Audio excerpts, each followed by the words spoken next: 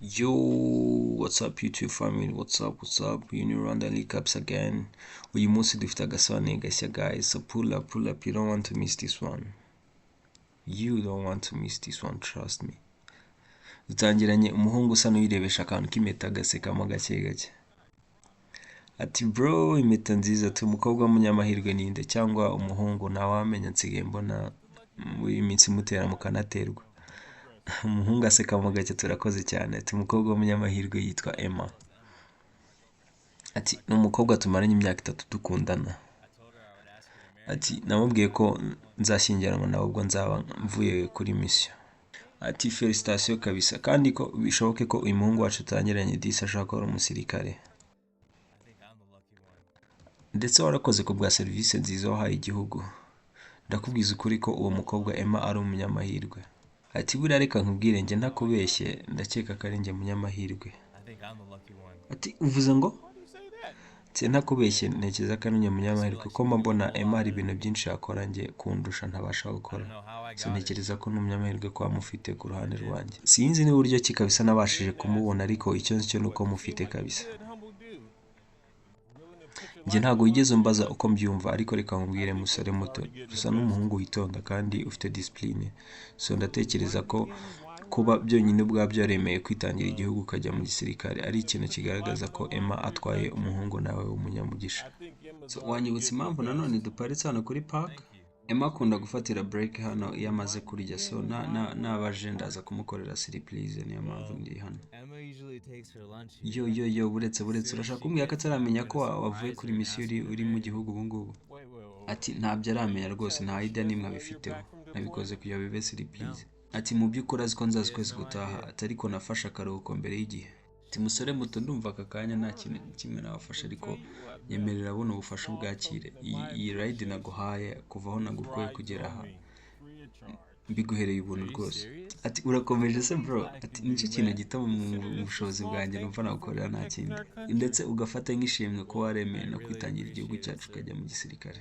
Ati urakoze cyane rwose bro. Ati bifite igisobanuro kinini kuri njyewe ibintu nkore kandi unyihanganire isa iminota wose ndaza kuba nsohotsemo hano. Girlfriend wanjye arabaje ibyo ari byo byose ntabwo ari butinde.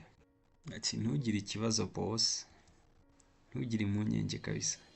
Guys narabivuze nongere mbisubiremo, ibintu byanyu byo kwizera abakobwa guys muhumuke guys, ibintu byanyu byo kwizera abakobwa mbabara umbwire ko atari girlfriend wawe. Ati rwose ni girlfriend wanjye Emma. Ati uriya bari kumwe we uramuzi basi? Ati yego cyane rwose ndamuzi. Ati ni best friend wanjye Richard. Guys ni hano ruzingiye guys, ibintu by'aba girlfriend n'aba best friend mubishyire ku ruhande guys. Narabarabuye ako ntimwumva ngo sheri wanjye ngafite ngo bestonga ariko guys watch out type yasohotse ababaye kandi bivuga ko guys n'umusirikare turwa arabarasa bro. Arabarasa. Reki umujinya ikoresha umusare ku mukunzi we kabisa. Ibi ntago bikwiye, nyumva gato musare, nyumva gato musirikare, nyumva. Uri kubona ibintu biri ko uri kubona bari kumwe nawe guys, byo byanyu ngo bya best friend ngo na girlfriend, dore ibyo bakora nibiriya girlfriend na boyfriend wawe ibintu bakora nibiriya. Ati nyumva nta numwe gukoreye muri bara rwose bro, nyumva rwose ntabwo agukwirira mukobwa muri kumwe rwose, na best friend wawe ntago agukwiriye. Ati nge nagiye hanze y'igihugu njya kwitangira igihugu, ubu ndagarutse none ikintu bari kunyitura ni ibingibi nta kindi. Ako umwemeretse gato mwanshake besto nanjye wana mwanshake besto nimba ari biramukora. Ati ibi bintu ntago bikwiriye rwose, ntago bikwiriye. Manje ndamukunda bose ko nari ngiye kumusaba ngo azambere umukunzi wanjye dushyingirana. Uyu musaza uri hano asa n'uri kumuturisha, arabizi ko ibintu bibaho, asa n'uri kumuturisha mu gake.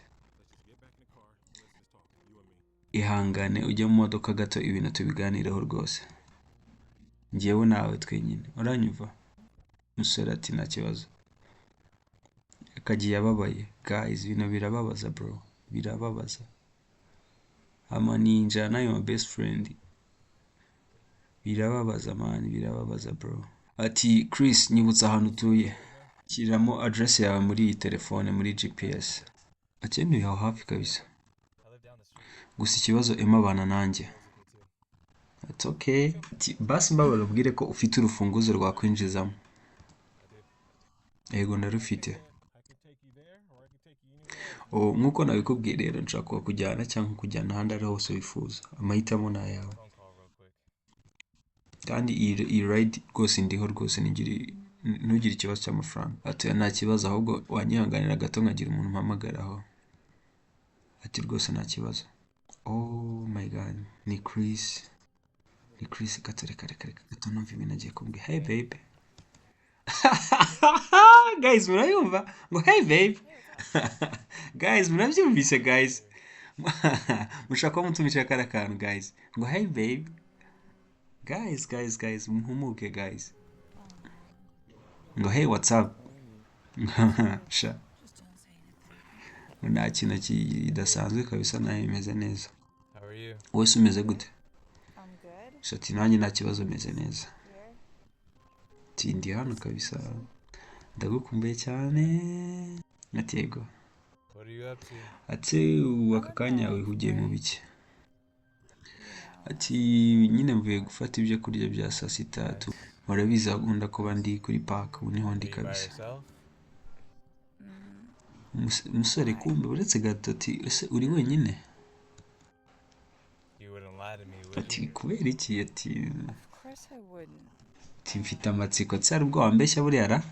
Ati rwose ntabwo nakubeshya, si urumva bishoboka? Ati wowe umeze ute? Ati rwose ndumva ndi excited kuko ubona ukwezi gutaha. Nanjye nari mbyishimiye kuzahura nawe. Guys akantu ko nari mbyishimiye kuzahura nawe. Ati wari ubyishimiye none ubu ntabwo ukibyishimiye? Ati yego rwose. Ubu ngubu ndi kumva mbabaye ntanagambaniye. Kubera iki? Habaye iki? Se kuki utigeze ubimbwira? Wowe na Robert muri gukora ibiki? Ibyo njye na Robert turi gukora? Urabona yamanija guys, rero ukuntu kigira ngo urashatse gusobanura iki njye na Robert. Ati se uretse gato ese inshuti zanjye zose murasomana mukanafatana ibiganza cyangwa ni Robert wenyine mubikora? Guys your statement muri kuyumva cyangwa? Ati Chris uri hehe? Uva ikibazo nta nubwo yitaye kumenya ibindi bintu, ariko maze Chris uri hehe? Chris where are you? Ibintu ubimenye utubundi. Ati ni gute ndi kubona ko uri kunca inyuma na best friend wanjye? Kubera ko nakubonye, ndi kukubona aka kanya mwembi uko muri babiri ndi kubabona. Iki uri kutubona gute bishoboka bite? Njye ati njye nafashe akaruhuko mbere y'igihe, nashaka gukora surprise. Ndashaka gushyingiranwa nawe, ndashaka gukora surprise njye nawe nkakwambika impeta. Chris mbabarira, reka ibintu tubiganireho, wihangane rwose. Mbabarira umbwire uri hehe, njye naza ahantu uri aka kanya rwose, mbabarira umbwire. Nta kintu na kimwe gihari cyo kuganira, njye nawe byarangiye. Ati ubu tuvugana njye ngiye mu rugo, ngiye gupakinga ibintu byawe, ngiye kubipakira byose, urabisanga biri ku muryango. Turaza kubifata igihe uri buzire nta kibazo. Mbabarira utaza kunkorera ibintu Chris, mbabarira. Chris ahita anakupa. Guys that's what I'm talking about. Ibi nibyo dukwiye gukora. Ati ubu noneho twagenda. Guys ubu noneho twagenda. It's about to go down guys, about to go down. Amaninja ni ibintu mukwiye kuyakorera guys. Chris can you see? Chris agupakinga ibintu bya X wakakanya by X. Ihangane uganirize, ihangane uvugane nanjye, ihangane. Ese Emma niki gihari cyo kuganira njye nawe? Ati unciye inyuma noneho na best friend wanjye. Ntabwo nzi ibyo nari gutekereza. Guys ubundi ni ibintu baba mukwiye gukora, ntabwo ibintu bibe bikwiye gutuma utandukana na best friend wawe, ahubwo ukwiye kugirana ikibazo na sheri wawe utinyuka kujya kwa best friend wawe. That's the real deal man. Ntabwo nzi ibintu nari gutekereza rwose. Ugomba kunyumva. Ati wari waragiye rega hafi imyaka 2. Ati ugomba kunyumva rwose, nta yandi mahitamo nari mfite. Ngo rwose ndi kumva nkaho byari iki bivuge lonely wumvaga uri wenyine atego rwose numvaga ameze nkaho n'igihe nyine ati njye nari naravuye mu gihugu njya hanze mu mahanga urumva ari njye wari worohewe imyaka 2 urumva arayinyuzemo wenyine njye nayo nanyuzemo guys urumva ibisobanuro amaninja bari gutanga guys those are Lupita's guys njye urakeka ntarigeze numva ndi jyenyine muri iyo myaka 2 ngo pepe ngo pole ngo I'm sorry ngo nyihanga guys amarira yabo bahafi ako guys muhumuke guys ati rwose nakubeshye njye nishimiye kuzaza nkahura nawe sinjye wabonaga iminsi ivaho nkasiba umwe hakajyaho undi musiba gushyingiranwa nawe ndetse nkagirana ibihe byiza mu gihe kizaza njye nawe twembi guys biretse gato ngibyo byose biracyashoboka ko twabikora aramara kuwutanga yari akawuzana ati ntacyo wabaye guys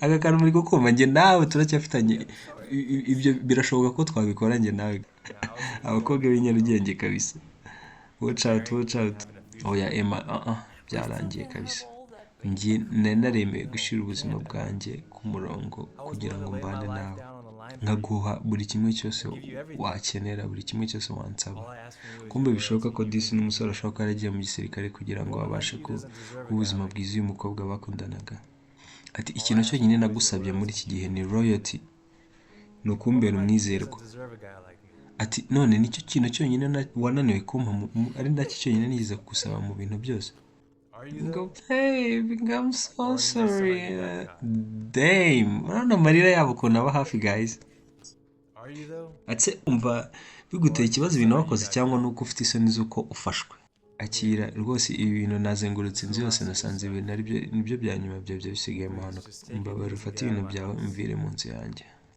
So guys, thank you for tuning up with me. Hit the subscribe button up down there.